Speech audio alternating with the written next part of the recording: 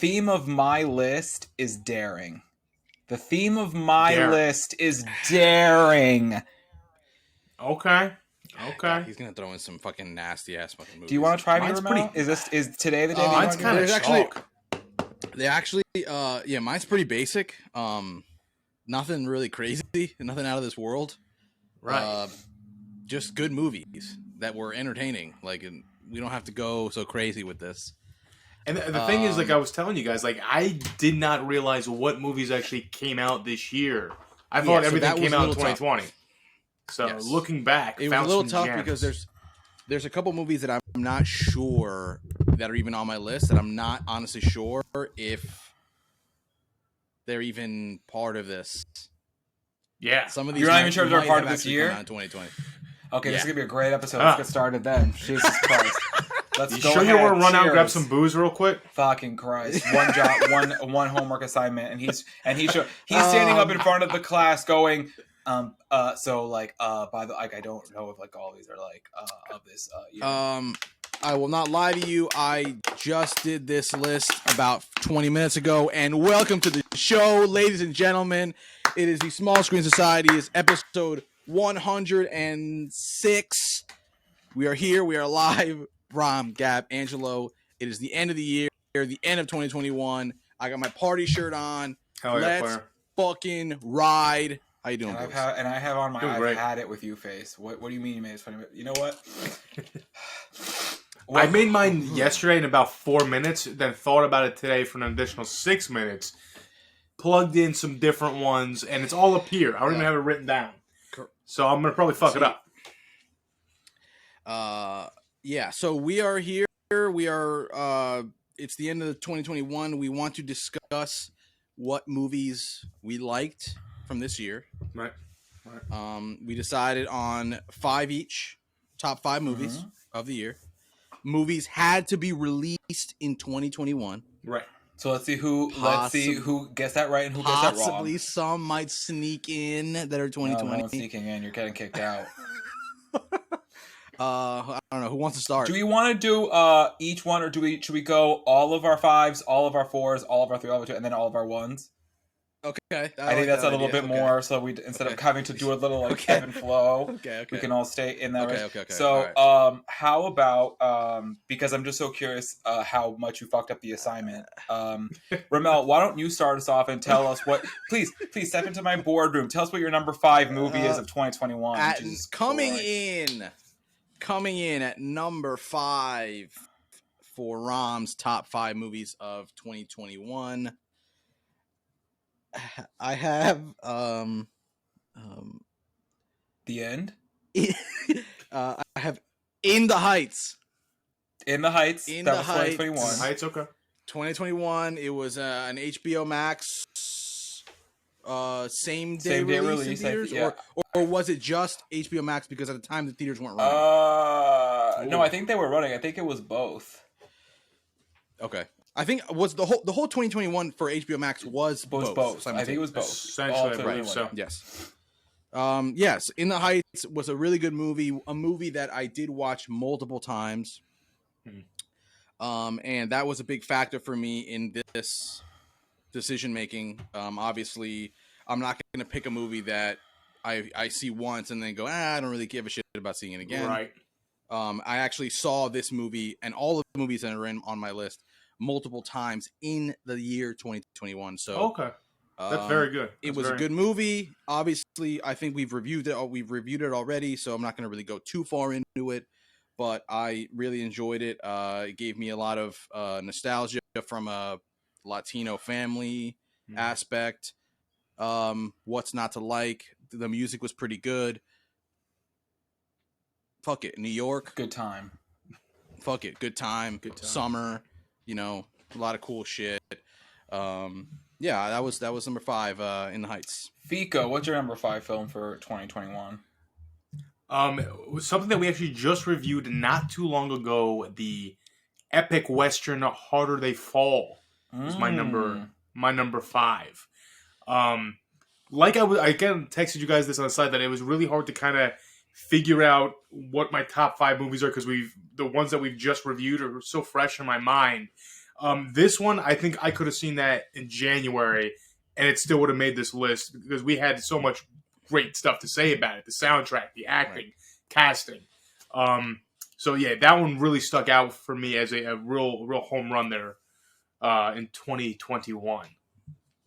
All right, I like it. I think both of you presented films with like some real creative depth, expression. So this movie actually, I said the theme of my list was daring, but this one is actually like the not daring one of my list. This is just a surprise good time that I wasn't expecting. My number 5 film of 2021 is Mortal Kombat. Wow, very nice. Wow, Mortal Kombat. Okay. That was an honorable mention on my list. Mortal Kombat Yes. is number 5 on my list because you had every reason to just suck and be an embarrassment of a film. And with the small budget that it had, still managed to create a pretty damn good time of a movie with a decent balance of its characters, enough of that tip of the hat to the video games, introducing that lore. Yeah. And I think it was not a lot, but enough to create a foundation for a franchise, for another one for HBO Max. It's so Mortal Kombat, absolutely number 5. Just fucking loved it. I could watch that multiple times, and it makes me want to play the games. I'm Mortal Kombat 11 after I saw that fucking shit. I had Mortal Kombat as a Honorable mention. That's what I not had. even that. I just had it as a movie that wasn't bad enough to go on the worst movies of the year list. Wow. Okay. So it was just kind of just it's literally just a movie. Yeah, it's just a movie, but it's something. But because for me, I think it's because my expectations were so like, just when you thought you couldn't get any dumber, you go and do something like this and totally redeem yourself.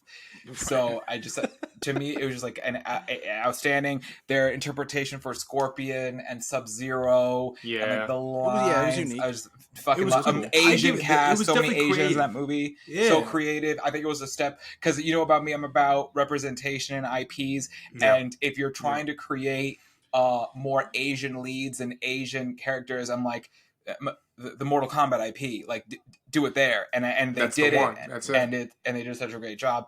So loved it. Moving on to our number 4s, Ramel, what was your number 4 movie of 2021? So here's this one I'm not entirely sure if it came out in 2021 or 2020. Is our producer around or this is satellite? the only one. He was never around. This is the only one. Let me pull it up and just find out when you say it. Justice League Snyder Cut. Oh, no, yes, that was this year. That was in March. No, you're good. Okay. I for some reason I thought it was 2020 and I was confused and I wasn't sure. But yes, number 4, it's Justice League, the Snyder Cut.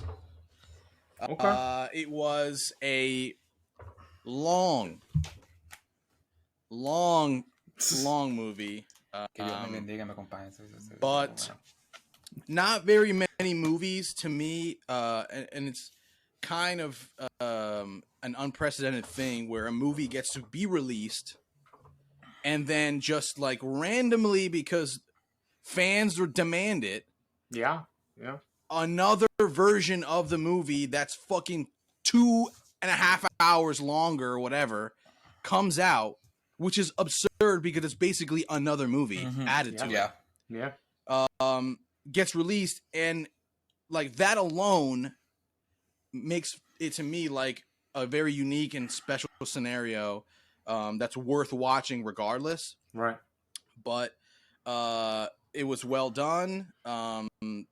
It completely fixed a lot of the issues that I had with the first version of it. Obviously, it added a whole bunch of cool shit, things that I wasn't expecting. Makes me want to continue a storyline of this with the same type of heroes and act and directing and whatever. Really good. I mean, I enjoyed the whole movie. It was 4 hours that like I wasn't bored. You're right. it's not again. It's a long movie, so it's not a movie that you can just be like, oh, let me just throw this on every once in a while, like all the time, because like how we watch fucking Home Alone a million times a year because it's an hour and a half and you can quickly just blow through that, fall asleep. You can blow through that, and then the next one's just as long. Like it's easy. Yeah. So you can watch both Home Alones like, at the same time. Exactly. Like I'm not like long movies. Like I'm not watching The Godfather, a whole bunch of times because it's a long movie that has like that. You're basically committing a day to it, essentially. Yeah. Yes. Yeah. Half a day is committed to this movie. Now, but it's worth it. It's awesome. So, 4. Now, real quick, if we have overlaps, do we jump in now and be like, hey, I also had this film on my list. There's where it is, or should we just kind of let this play out? That was my next question because I also have Harder They Fall on my list. Wait till Angela's. you get to it on your list, okay. and then you can say your piece. Because I can add this part. What I'm going to do ultimately is we'll upload the episode all together, but I'm going to make 3 videos of Fico's top 5, Ramel's top 5, and my top 5. So cut up and do it that way. So great. Feel free to take your time to go into your list of where things fall. Cool. Love it. So that's 4. Fico, you're number 4. My number 4, and this might surprise you. This might be one that a couple of you have a little higher on your list, but I have Dune as my number 4. Okay. Kind of on the same wavelength here as Rom and Snyder Cut. It's not as long as Snyder Cut. It's still a long film.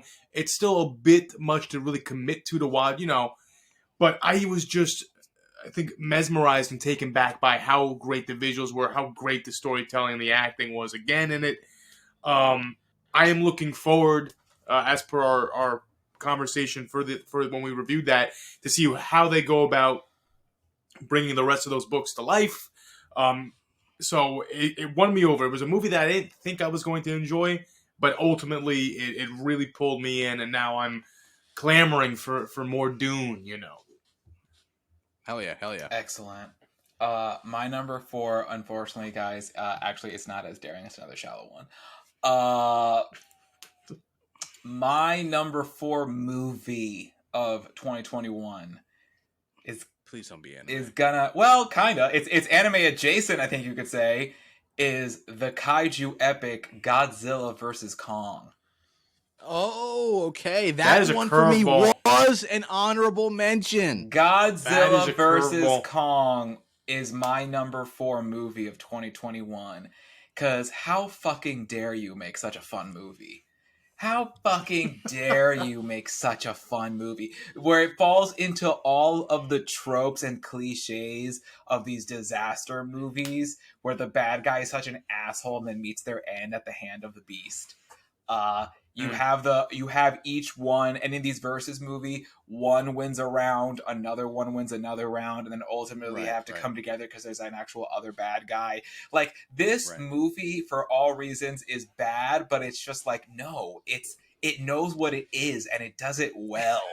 Like Kong and two epic characters. I like that they connected the Kong Skull Island with the other 2 Godzilla movies. The 2 Godzilla movies I love.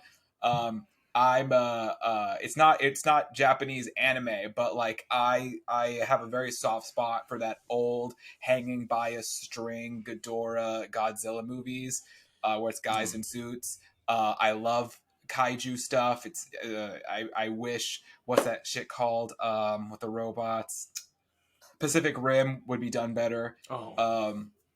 Because I love all that shit. So Godzilla vs. Kong, such a great time. I'm excited for another movie because there's other characters that I want to see show up in here. I hope they get another one, even if it's just HBO Max exclusive. I like having fun at the movies. Not everything has to be so deep, dark, brooding for me. It doesn't have to always stimulate my senses and my mind.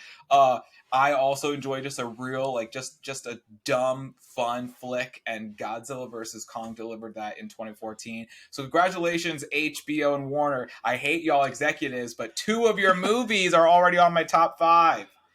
So there we go. Love to see it, though. Guys, now we're on to our bronze medals. Here we go. Bronze medals of 2021. I have my water here. My old salad. Ramel, your bronze medalist of 2021. Let's go. Bronze medal. I'm gonna go with Who gets the bronze potato? This is out of all of my movies, this is probably the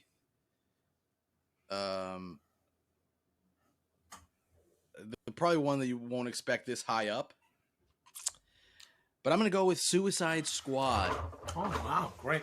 That was actually an honorable mention for me. I Coming like in this. at number 3 on the list. The bronze Suicide potato Squad, goes to Suicide Squad.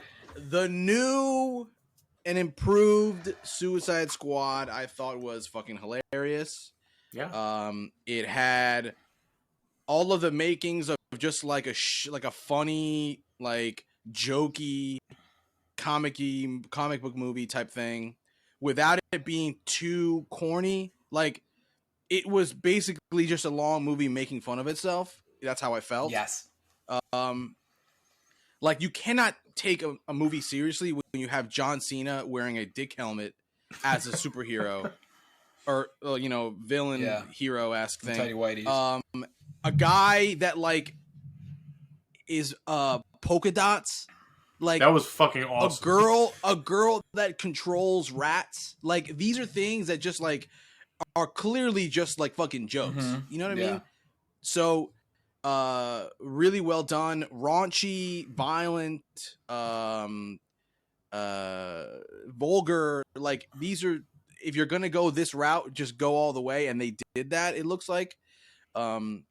And also it led me to, like, at the end of it, I was like, oh, I could actually watch a thing or two about some of these particular guys. Like, that's kind of what you want in these ensemble kind of roles. Are you trying to say that you're gonna watch the Peacemaker series for HBO Max? Yeah, 100%. Yeah, man. You John Cena. Wait. Man. These two, if Yeah. for anyone watching, if you want to go back and watch our Suicide Squad review and anything leading up to Suicide Squad release, this haterade drinker right here would do nothing but sip your little drink, would do nothing but shit on the career of John Cena. But here we have someone who is locked in for not only Suicide Squad with a bronze potato, but you're saying that you're also locked in for the Peacemaker series in January. Yeah. Because I and the reason why I say all this Good is art. because What good art does, man. I did revisit Suicide Squad because there was a period of time where I was like, oh, I mean, when I first saw it, I was like, okay, this was funny and whatever, but like, I'm done with this. But then eventually, a few months later, I rewatched it and I go, this is hilarious still. And I kind of want to see John Cena because John Cena is a guy that I like kind of love to hate. Yeah, Like, 100%. he's a guy that, like, as the wrestling character, John Cena, I fucking hate the Right. guy. Yeah, he's a Like, goody two shoes, and I like he's hate like the goody two shoes bullshit. Right. No, he's a great human being for doing a billion Make-A-Wish things, but like, I just hate John Cena. But then it seems to me like then there's a cognizance of that, because then what a perfect casting for a character like Peacemaker to be John Cena. Right. then. Exactly. Correct. Because correct. it's like the anti John Cena. It's what we don't see on Monday Night yes. Raw. It's like he's raunchy, he's killing people. Yes. He's saying fuck. So it's great. It's like when Danny Tanner, the guy who does Danny Tanner, started doing stand up. Bob Saget. Like, people were like, Bob Saget. He's like, he's hilarious because all of his stand ups were just completely vulgar. The first time I saw Bob Saget stand up, him being Danny Tanner, right, super dad. Yeah, everyone was so used to him being super dad, corny, nice guy, that then they see this version, they're like, that's hilarious. So in this case, I like when Cena is in movies because he's typically playing a raunchy version of himself. And I think he does that on purpose because he knows that he can't do that he couldn't do that in the WWE. He can't do that in the ring. That's why he's been out for so long, because he's actually having fun with all these other projects. Right. So that's why I think like these movies he kind of like will always say yes to, because any ability for him to be a nasty, grimy, raunchy dude, he's gonna do it. And I love that. I think that that's kind of the opposite of what The Rock did. The Rock went from this like not heel but this guy who made fun of everybody, was a piece of shit, like a lot of times, like cocky, you know, all this shit, to then a guy who's like, you look at him now and he's fucking Mr. Perfect, you know, Yeah. doesn't do any wrong type. He's like type the of most guy. liked So, man in the world.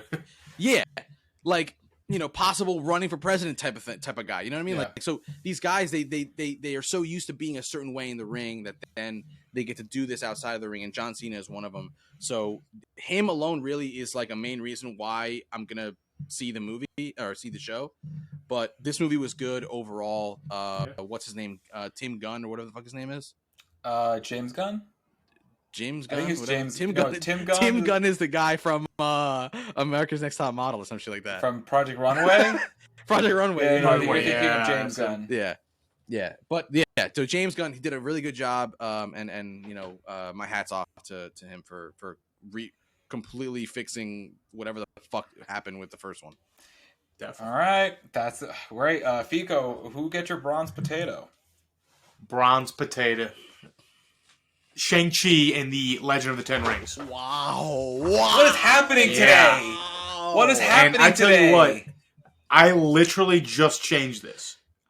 He was staring a It silver was an honorable potato. mention for me. No, he was staring a silver potato in the face. Then you start talking about all the fun things that you liked about Suicide Squad, and I was like, you know what? Fuck, I kind of like my third place movie a little bit better. But Shang-Chi, what can you say about this film that we haven't already said? Just an absolutely awesome story, great action, awesome acting.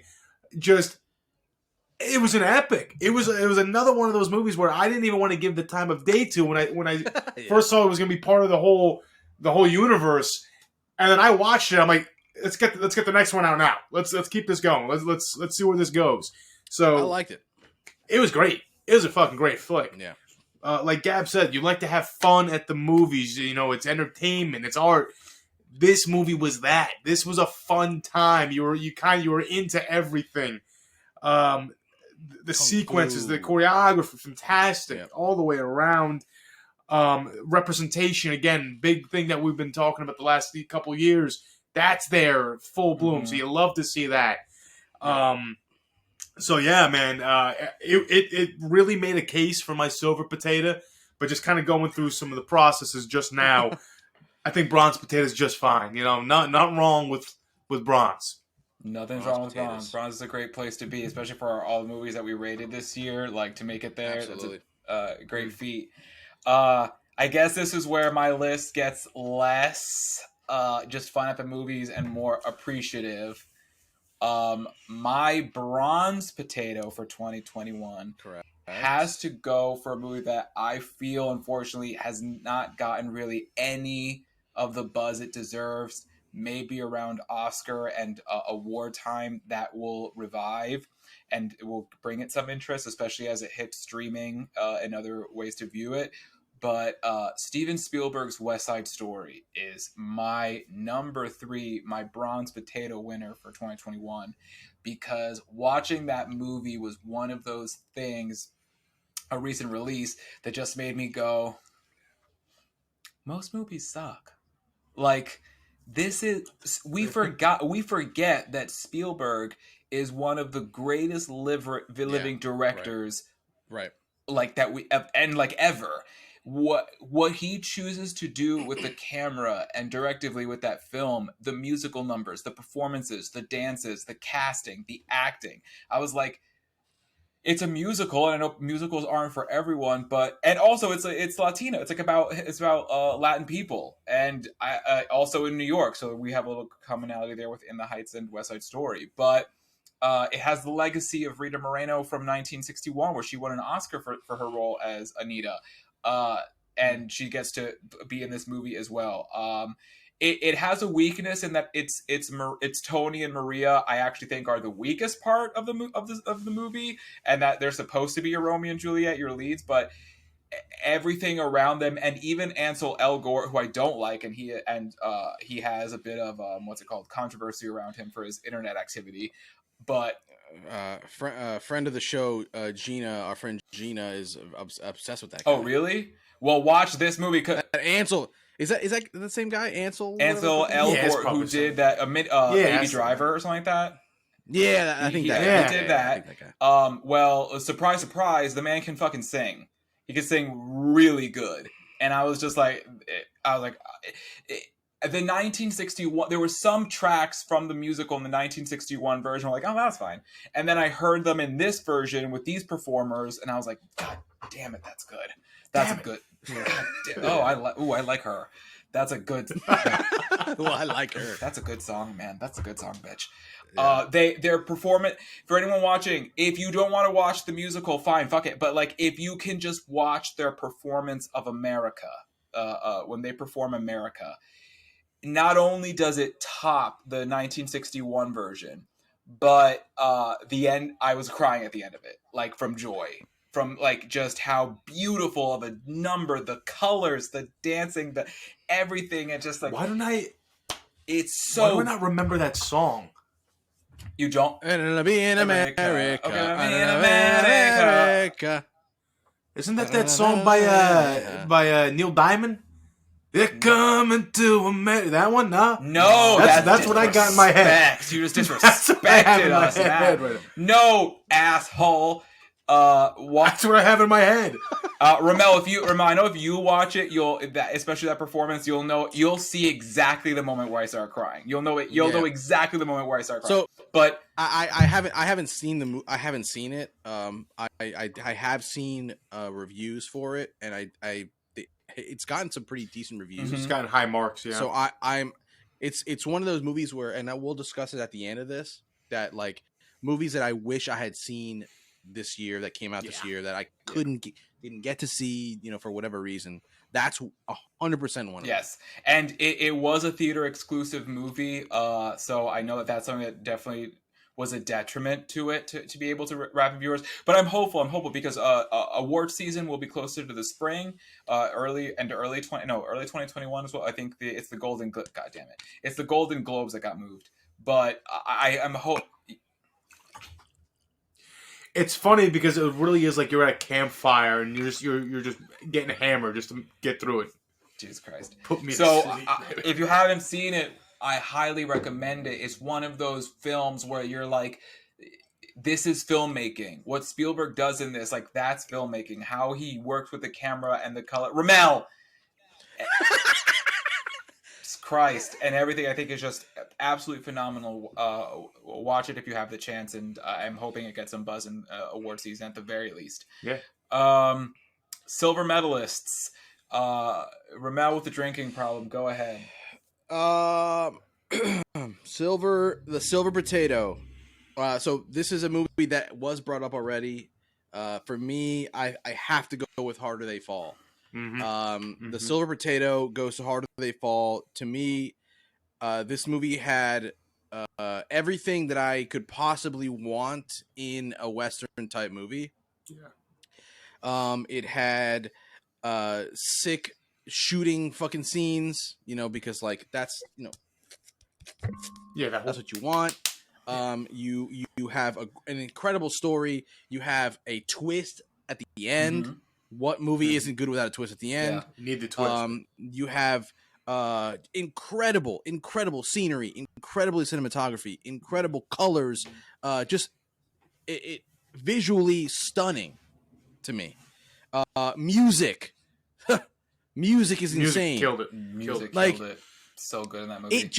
It was just Costume design. awesome, just beautifully done. Costume, like you said, costume design. Every artistic art aspect of this movie. I mean, granted, a movie in its entirety is art, but every creative aspect of the movie is unique, and it's different, but then also maintains to that like style of the Westerns. Mm-hmm. So Yeah. Really, really, really well done movie. Don't even get me started on the fucking acting. Yeah, exactly. Idris Elba, Jonathan Majors, Regina King, Lakeith Stanfield. I mean, all of this fucking cast killed this shit. Yeah. this is to me one of my favorite movies, possibly sneaking up there into like an all-time list. Wow. All right. Yeah. Maybe not. I don't know where it places, but like it's not just like a 2021 favorite for me. Like this is a movie that I really enjoy and I will watch for a long time, and I will tell anybody who hasn't seen it to watch it. Yeah. Because it's really cool, really unique. I know that we reviewed it on here extensively, so I won't go, super far into it. But it was tough. Like this was borderline number one for me. But it honestly deserves as much as it gets. Yeah. It's even from a historical aspect, a lot of the characters were actual people. Obviously the storyline and the story itself isn't exactly true, but it takes aspects of these people that were true and includes them into the story, which I think is even better. So you got the creativity plus the historical mixed in. Just a great fucking movie. Please watch it. Harder They Fall. Number 2, Silver Potatoes. Love it. Very good. Fico. And I'm glad that you brought it back up too, because one thing I left out of my review of that was the dialogue in that movie. Yeah, that's another just thing. phenomenal. Yeah. It's up there. We talked about it in our review. Almost Tarantino-esque. Yeah. Just smart dialogue really made the movie good. So great choice there. My Silver Patata. This might shock you people. Your list is already. I don't even know if we reviewed this film on this podcast. We might have talked about it for a second, but My Silver Potato from the streaming world of Disney Plus, Cruella. Wow. I have this as an honorable mention as well, actually. Cruella was a divine masterpiece of film. Everything the soundtrack to this movie just gets me going. There's you have some rock tunes in there. You got some blues tracks in there, some soul in there, and it just comes out just so wonderfully done. Emma Stone was the perfect character for the film. You said it before, Rom. What's a movie without a twist? You get a couple of them in the final 20. And 100%. This movie is a movie that I will watch anytime that I don't have anything going on. I might throw this on and just at least have it in the background, and I found myself maybe quoting it a little bit or kind of nodding along with some of the tunes. Just an awesome premise. What is this? It's a good movie. It is very good. If you could do a meets scenario, and by that I mean, how people sometimes compare two things and say it's blank meets blank. Could you put Cruella in a meets situation film-wise? Like two movies that kind of like blend together to make Cruella in a way? Do you know what I mean? I don't know. I really don't know. It is very unique. It's a little bit, not to cut you off, Angelo, but I'm just thinking about it. His meats thing. It's a little bit of Devil Wears Prada. That's the one I was hoping you would say. Oh no! Okay, yeah. It's a little bit Devil Wears Prada. Because Devil Wears Prada is one of my favorite movies of all time. It's on my all-time favorite list. Yes. It is a little bit Devil Wears Prada, and then it's a little bit... I'm looking for... Cruella? That's the name of this. Cruella's it's an own thing. The Devil is... it's similar to that, yeah. I like the way you put the Devil Wears Prada in there because that's a very good comparison. There very much is that kind of dynamic going on in it. Because it smells like I could absolutely love this movie, and I've slept on it. Wait, hold on, Gab, you haven't seen? I haven't seen Cruella. I've not. You should because, go get and I'll tell you why. And some olives. And I'll tell you why is because I have an innate anger, and this happened the same thing with like a Joker, Venom. When you take villain characters and then want to make a project around them just because we want money. At least that's what it smells like to me. It smells like that to me when you're doing that. And like to me, it's like what's Venom without Spider-Man? What's Cruella without the goddamn Dalmatians? It's just like why does this exist? Right. So that's why I've just been so indifferent and turned off to it. But shit. But in the defense of those type of movies, so I agree with you. We don't need villain origin stories. No, we don't always need it. Sometimes we do. Joker, I think, is very, very good. It's an amazing movie. Yeah. Venom, but Cruella is an origin story that you saw it and the idea of it, and you're like, why are they even making this? Right. But when you see it and then you like see the whole story play out, you're like, okay, because like a lot of these Disney villains, not all of them have to have been villains just like always. Yeah. You know, a lot of these. So this is just like a woman, because 101 Dalmatians is more of like a realistic story. It's obviously 101 Dalmatians is nuts, but these are real people. These aren't just like Pinocchio, a fucking dancing boy. So this is a real woman that like became Cruella for some reason. Right. So this is a really good way of doing it, especially because Cruella is like this like fashion icon type thing in the cartoons. Like she's like all wearing these fucking absurd outfits. Right. So it's really good to have the fashion aspect be part of this. And yeah. Okay. It's pretty good. I mean, you guys say The Devil Wears Prada is an ingredient in this. So if there was an ingredient, it's 100% an ingredient. Like they definitely, at the very least, watched Devil Wears Prada and go, let's take this little bit out of it. Okay. This little bit out of it. Because that's definitely one of my favorite movies of all time. So all right, I'll give it a look. My silver potato for 2021. It has to go. It has to go to Warner's Dune. Dune is number 2 movie of the year, hands down. Just saw it again recently with the family here at the house. Ramon, do you want to finish typing? Angelo had some technical difficulties. It's having some technical difficulties. Anyway, can you hear us, Angelo? I can hear you guys loud and clear. What's happening right now is the computer audio is just blaring through the speakers. So I have my microphone muted, just so that doesn't pick up an echo. I'm troubleshooting it as we speak, and so let you continue. Why don't we? We'll stop the recording for a quick second.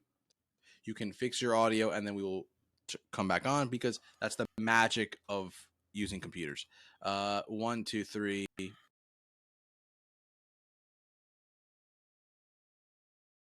Oh yeah, silver potato. We are back. Technical difficulties, but hey, this is what we do. Go ahead. All right, so my number 2, my silver potato for 2021 has to go to Dune. Yes. Dune, hands down. Number 2. Number 2 is Dune. Silver potato is Dune. That book, again, if you've seen the show before, those are other episodes. I've talked about that book. It's incredibly dense. I don't think it's a book that necessarily would translate very well to theaters, especially the first half of the book, which is what the movie is based on. Right. This dude pulled it off. I think, Fico touched some points on it. Visually outstanding. Masterfully creative. The performances of the actors were so well done. I think it managed to translate from page to visual really well, which is something I think there's been 2 big attempts. There was the 1980s movie, there was the miniseries version attempt, 2 epic failures, and like this is the first time, and like this actually like pulled it off. I remember when we saw it in IMAX, I remember like our audience applauded when it ended. So I was like, I agree. Like that was absolutely fantastic, and just a really great time. I think it also goes worth noting that people don't know. Like, this is a story from the 60s, in the early 1960s. There's no Star Wars. There's no Star Trek. There's no all that stuff without Dune and Frank Herbert's book. So as much as it's something that people might see and be like, oh, well, this is something I've seen before, I'm like, this is kind of the original. Like, this is why all that stuff exists. Yeah. And yeah, so 100% super excited for part 2, because part 2 is where shit really hits the fan. It took its time with that first half, with that first act. It was I was a little worried in that movie, because I was like, is this gonna get boring, because it's very slow. And then when the shit starts to go down, I'm like, God damn it, you earned it. Because if you're just able to like sit and taste that first act and let it sit and process, how it earns its second and third act is just masterful movie. Silver Potato, hands down, for Dude. Love it. Here we Moment go. has arrived. The gold potatoes of 2021. The best movies, in our opinion, of the year. Ramacles? Rob's going to swerve us real quick and put Matrix as number 1. Watch. No, so... Watch him say Home Alone. I'm actually glad that the cycle, or however we chose to do this, went this way, because my number 1 is Dune. There it is. Your number 1 is Dune. My number 1 is Dune. It is my favorite movie of the year. Wow, it made all of our lists. It did. Yeah, it is my favorite movie of the year. It is to piggyback a little bit off of what Gab said. Again, I know that we reviewed this, but these are just things that we need to point out, and why they're so important.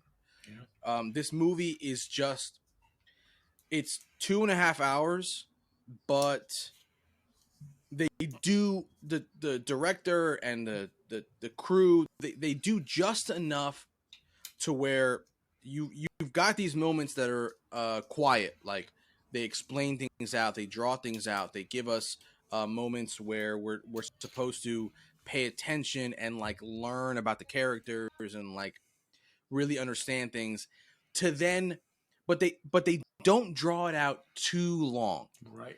They draw it out just enough time to where if it was like maybe 10 more minutes, it'd be like a little too long. Kind of lose your attention span. But no. Boom. They hit us with like an action scene, an action sequence, something explosive, something loud.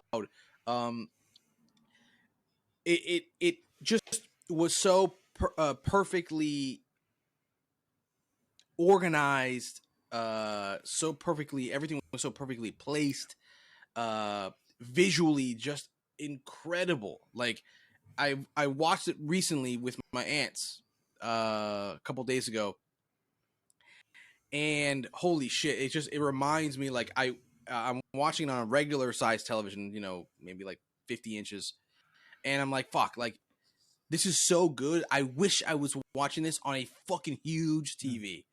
That was just like, because seeing it on a small screen, you don't really feel the grandioseness of this. But it's just like some of these scenes are like, fuck, you wish you were in the desert with them at times. Really good acting. Timothy fucking Chalamet. I want to hate the kid, but he's a good goddamn actor. That's what he's doing out there. And I gotta give it to him. He did a really good job in this movie. I just saw another movie that he did for Netflix about being the son of a king or some shit like that, and he was really good in that too. And it just kind of seeing this again reminded me, like, he's just a good actor. The scene where he puts his hand in the box, really well done. I hope he puts on a little more pounds for number 2, because you're not kidding. He's a very skinny little kid, Mm-hmm. and even though he's, I think, like 20 something years old, he looks like he's 12. And I hope that for the next one, when he's starting to become the fucking Maharaja, he is like getting a little more stacked. He's got Batista. He's got to do that Taylor Lautner. He's got to do that Taylor Lautner. He's got shit Batista and to Momoa keep on his set. He'll be all right. But the thing is, like, we need this. Like, you can't convince me that a guy that looks like he's 12 is gonna be the guy that's gonna lead his uprising. You know what I mean? It just doesn't. Yeah, It he just doesn't doesn't look like the God convincing King. You know? if he stays the way that he is. I agree. I think there is a 2-year gap between the events of the end of this movie. A lot and when can happen in 2 years. Well, no, there's a 2-year gap from there's a 2-year gap from shooting, but in the story, there's a 2-year gap. So from where we leave them at that particular moment, well, no, there's one scene. There's one scene that has to happen. Hopefully they do it. Orgy, right. And then there's a 2-year gap. So I'm hoping that we do a little bit of this, right? A little bit of these, a little bit of lifting, yeah. A little bit of proteining. Listen, man. Just a really, really, really, really good movie. It's one of those movies where I can't wait for the second part so that I can then later on binge watch both together. Things like that. Hopefully this creates some sort of universe. They take this IP and it becomes a bigger thing. I don't know that it will, because obviously, Gab, like, you've read the books. I haven't read the books, but from just this movie alone, there is enough there for me to want to see more of this. Yeah. So, and I guess that's really, like, that's the product of a good movie. If maybe the books don't have more, but the movie itself is so good that it makes you want to see more things. And that's kind of what you hope and what you want, especially if you're HBO. If they're willing or Warner Brothers, really. If they're willing to let the second book, Dune Messiah, be what it is and make it into a film, that if you can get past that, then sure, there's I think there's definitely more to do. But right. You gotta let Dune Messiah be what it is, and I don't know if they'll do it, because Dune Messiah is I think if Dune is if I found Dune to be a difficult one to translate to visual, Dune Messiah I think is even a little tougher, because Dune Messiah has a lot of dialogue, Right, but that's book 2. That's book 2, yes. Right. So we still need part 2 of book 1. Yeah. Right. So, but like I'm saying, like that 2 movies on their own, like, even without giving us the second book, like, if they do the second movie the same way that this one was done, that's alone enough for me to warrant to want more shit about this universe. Well, HBO has said that they are allegedly making an HBO Max series on the Bene Gesserit. So that's apparently something that is in the works. Interesting. Very cool. Like that. Have not heard any updates, but that is allegedly what they wanted to do for HBO Max in the field of Dune thus far. So that is my number one. Is Dune. Golden potato for Dune. Potato. Fico, your number one 2021. This is a film that was actually mentioned already, but my golden potato that is going to go to Mr. Zack Snyder's version of Justice League. It just, golly, what an epic! What way to just take something that was just pissed and shit on and rise it out of the ashes like a fucking phoenix, baby. Agreed. Just epic film. I mean, you see the internet buzz about it. We're not just trying to restore the Snyder Cut. Now we want to restore the whole Snyderverse, baby. And like this movie, this is a cultural phenomenon. I mean, it just ropes you in. It gives you everything that you wanted from the beginning. And it just, here we are. This happened in April. Or March even. We're I can't do math. 8 months removed, or 9 months removed. We're still talking about how damn good it is.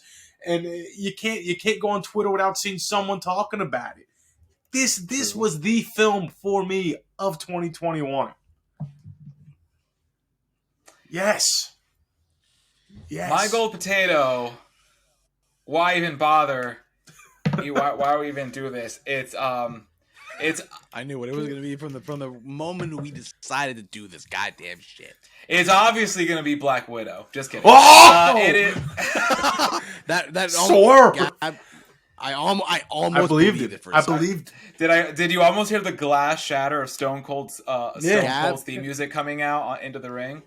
You're that crazy enough To have done that, to say that Black Widow was my number one. No, Black Widow was an honorable mention simply because of Florence Pugh's performance as Yelena Belova, who I think is going to be the next breakout star for the MCU.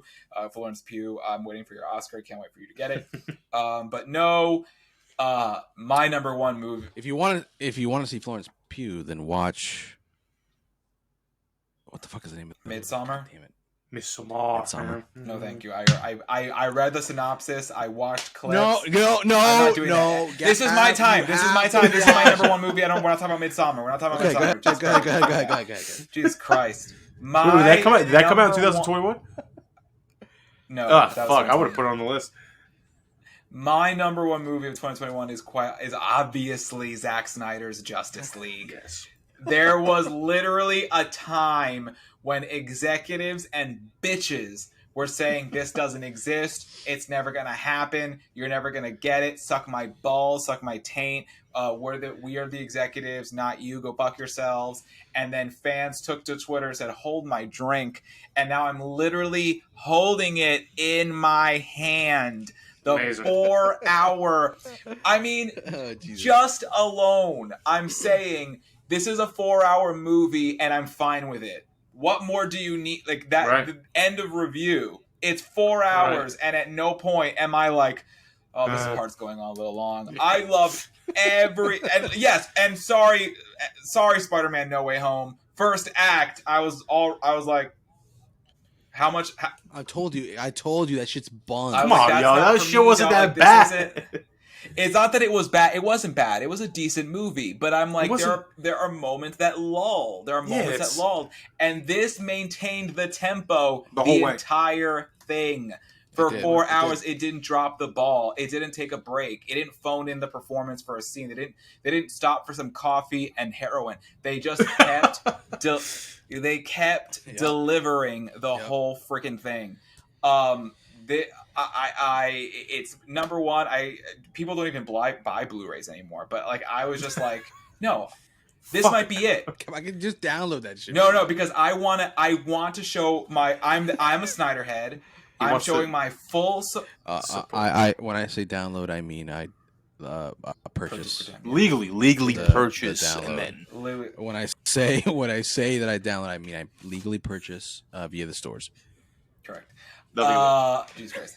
But like, I want to show support. I want this thing to, because that theatrical version was absolute trash of a movie. Ramel talked about the trash that was the Suicide Squad film, and it really does make me think. What was David Ayer's actual vision for that film? Because if this was this for real, and so far removed from the theatrical crap, then there's hope for that project as well. I personally don't think my hope that the Snyderverse can continue is just is dying. It's on its way out.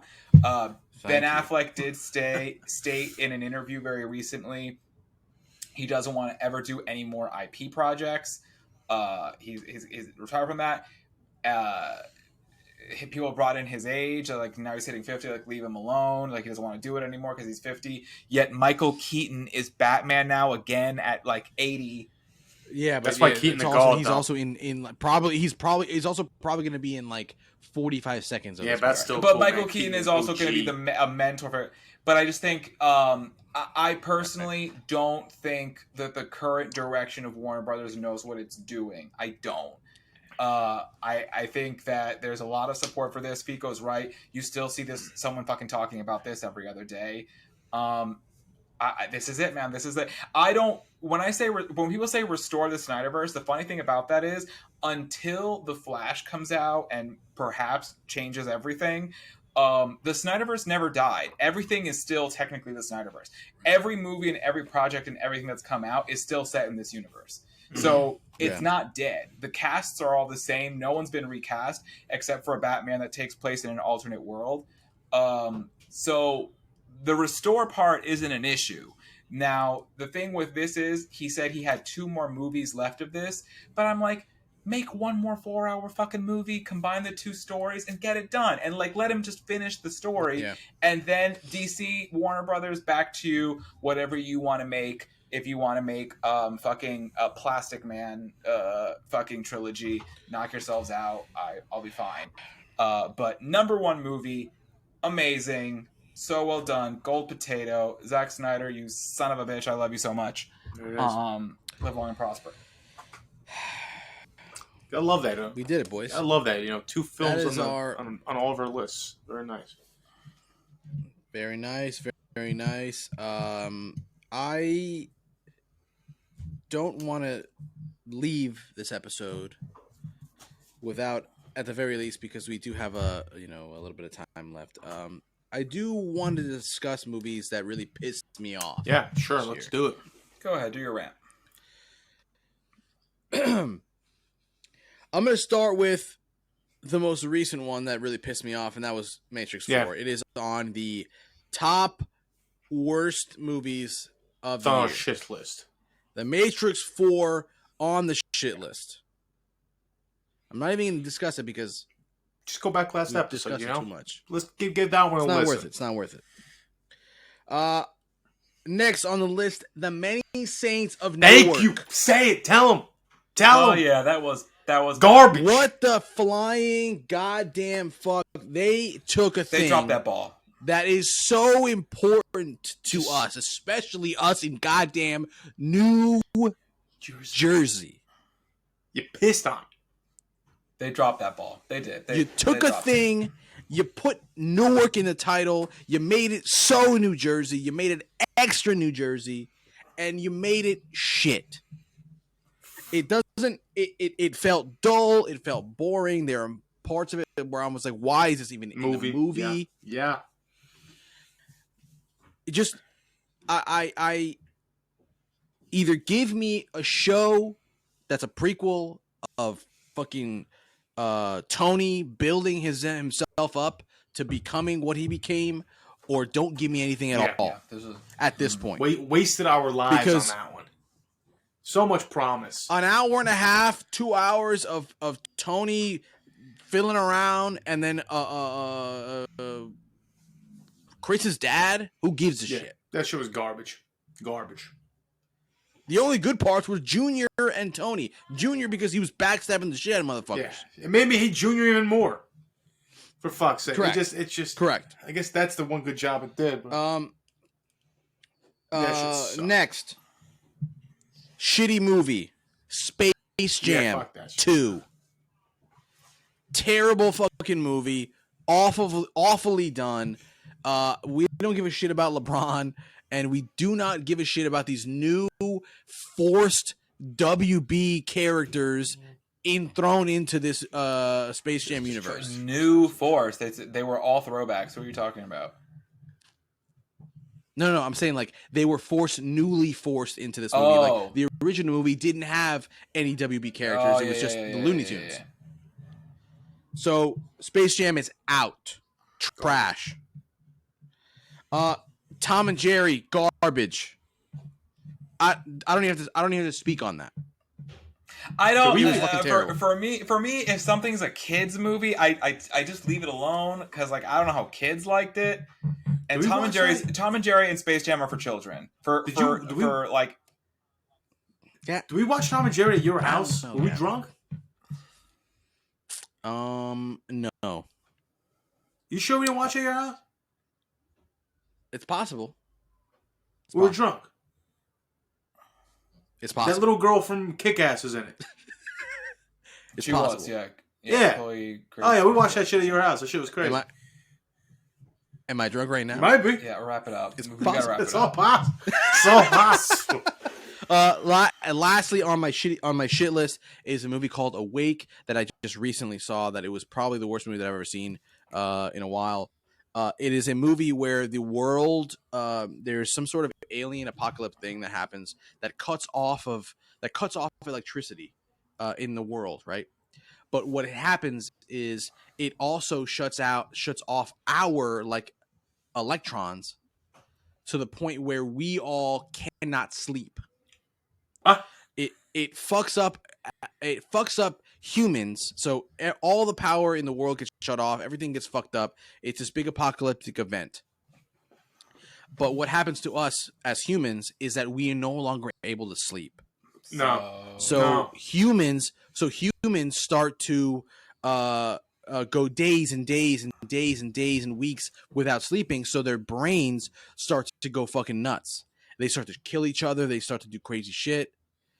Because I guess their brains start hallucinating. Because I guess when we don't sleep, we start hallucinating, and we start doing crazy stuff. And it's a story about this mom and her kids, and they're running around trying to figure out why they can't sleep. Her daughter, in the middle of this movie, or maybe in the beginning, she drowns. They bring her back to life by resuscitating her and giving her mouth to mouth. So she, throughout the whole movie, after that moment, could sleep. So it turns out, spoiler alert, that the issue is that all you had to do was bring the heart, shut the heart down, and bring it back to life for you to be able to go to sleep again. So you kill myself. What the fuck? That's just stupid. Just get correct. They can't find Ambien.